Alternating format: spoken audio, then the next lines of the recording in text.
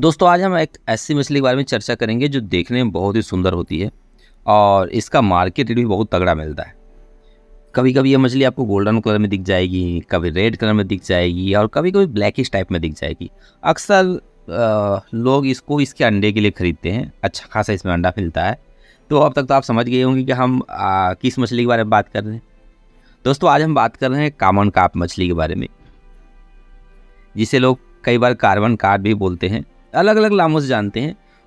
आपके एरिया में भी इसे कुछ अलग नामों से जानते होंगे। यदि आपके एरिया में इसे किस नाम से जानते हैं मुझे बिल्कुल कमेंट बॉक्स में लिख भेजिए, ताकि पूरे भारत के बारे में हमको जानकारी मिल सके। देखिए, पर देखा जाए तो ये मछली काफ़ी हद तक विवादास्पद रही है, क्योंकि इस मछली की खेती में आपको बहुत सारी चीज़ों का ध्यान रखना होता है। अगर आप इन सब का ध्यान नहीं रखते तो देखिए आपका तालाब भी बर्बाद हो सकता है, और ऊपर से आपके तालाब में इसकी जो दूसरी जो मछलियाँ आप पाल रहे हैं उनके ग्रोथ पे भी आपको इफेक्ट पड़ सकता है। तो चलिए आज की वीडियो में हम जानते हैं कि कॉमन कार्प मछली के बारे में एक डिटेल इन्फॉर्मेशन, जिसमें आपको आगे चल के इसकी फार्मिंग को लेकर कोई दिक्कत ना हो। तो दोस्तों स्वागत है आपका हमारे यूट्यूब चैनल कोहितुर फिश फार्मिंग इंडिया में। पहले आपको ये बता दें कि कॉमन कार्प मछली देखिए एक प्रकार का एक्जॉटिक मेजर कार्प है, और ये मछली इसका जो मेन अपन रीजन की बात करें तो चाइना से आई हुई है। पर आज पूरे इंडिया में इसकी बहुत अच्छी तरीके से खेती हो रही है। ये मछली समझ लीजिए पानी के एकदम निचले या बॉटम स्तर में रहती है, निचले स्तर में रहती है, और ज़्यादातर जो है कीचड़ में जो दूसरे जो जीव रहते हैं इनको खाना पसंद करती है। और इसलिए देखिए जब भी आपका हार्वेस्टिंग का टाइम रहेगा, इनको पकड़ने के लिए काफ़ी मशक्कत करना पड़ता है, क्योंकि नीचे ये छुप जाती हैं और पानी जब तक ना सुखा लें पूरा इसको फ्रीज कर पाना बहुत मुश्किल होता है। तो देखिए अब एकदम निचले स्तर पे रहती है। इसका मुंह भी आप देखे होंगे, जैसे सुअर का जिस तरीके से मुंह रहता है उस तरीके से रहता है, ताकि नीचे कीचड़ से चीज़ें खा सके। और ये मछली दूसरे मछली का वेस्ट बहुत आराम से खा लेती है। इसलिए अगर रोहू और ग्रास कार्प जैसी मछलियाँ हैं आपके पास, तो जस्ट ये इसके ऊपर लेयर में रहती है। इसलिए इनका जब फार्मिंग आप कर रहे हैं तो इन मछलियों के साथ करें, ताकि ग्रास कार्प वगैरह का जो वेस्टेज है, रोहू का जो वेस्टेज है, उसको खा करके ईजिली बड़ी हो सकती है। तो दोस्तों ध्यान रखिए कि आपको इसको हाई डेंसिटी में नहीं डालना चाहिए। यदि आप पॉलीकल्चर कर रहे हैं तो इसको आप लो डेंसिटी में डालें, क्योंकि देखिए ये एक ऐसी मछली है जो ब्रीडिंग सेल्फ ब्रीडिंग बहुत करती है।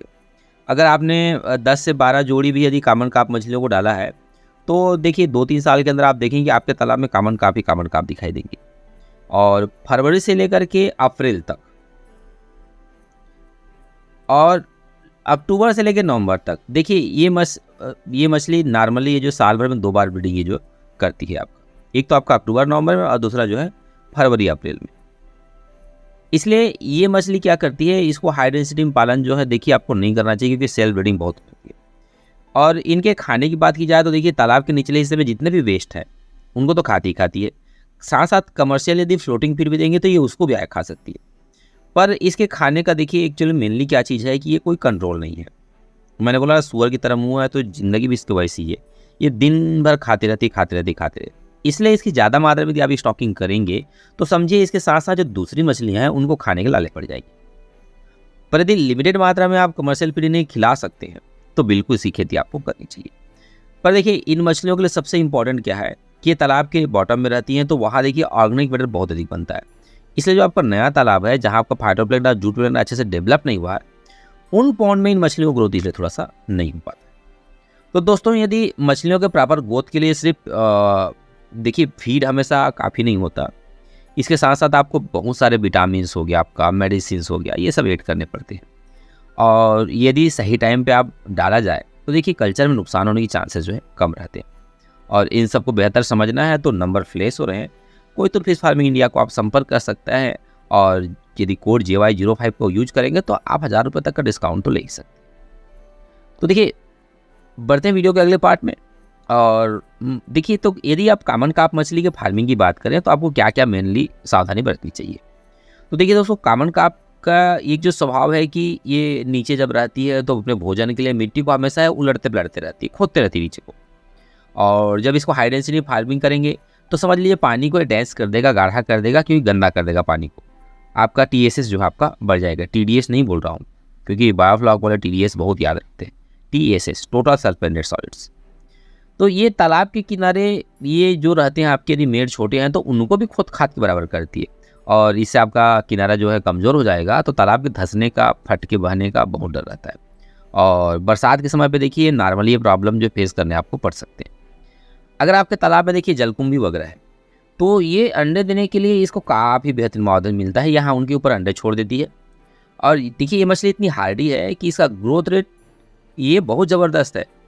यदि इसको मैं 0 साइज से लेकर के 1 किलो की बात करूँ, तो ये साल भर के अंदर ही हो जाती है। यानी उसने स्पान दिया है तो ऐसा मान के लिए साल भर में 1 किलो हो भी जाएगी।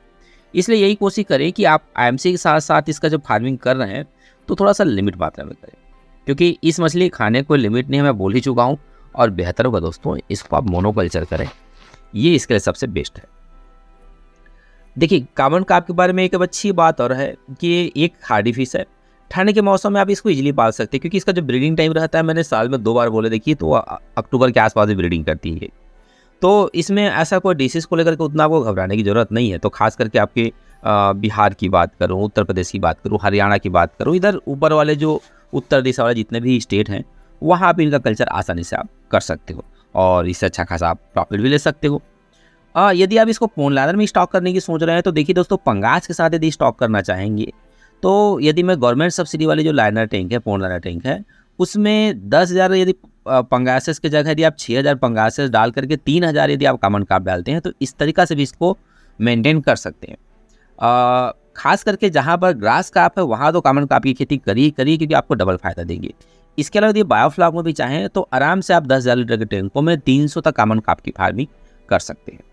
हाँ, यदि एरिएशन की कमी होएगी तो कॉमन कार्प की एक खास बात है कि इसमें वेरिएशन बहुत ज़्यादा होता है। यानी कि यदि 10 मछली 1 किलो की हो जाएगी, तो बाकी बहुत सारे मछली आपके 150, 200, 250 ग्राम के रह जाएंगे। यदि प्रॉपर वेरिएशन दिया जाता है और प्रॉपर फीड दिया जाता है, तो ये मछली अच्छी खासी ग्रो करती है। तो दोस्तों आज की वीडियो में बस इतना ही। उम्मीद करता हूँ वीडियो आपको अच्छी लगी हो। यदि वीडियो अच्छी लगी हो तो चैनल को लाइक और सब्सक्राइब कर दीजिएगा, और यदि वीडियो पे नए आए हैं तो वीडियो देखने के बाद किसी अपने को शेयर करना भी मत भूलिएगा। तो दोस्तों आपके लिए ये स्क्रिप्ट लिखा था के श्रद्धा राव जी ने, और कैमरे के पीछे मैं पुष्पक राठिया। मिलते हैं अगले वीडियो में, तब तक के लिए जय जोहार, नमस्कार।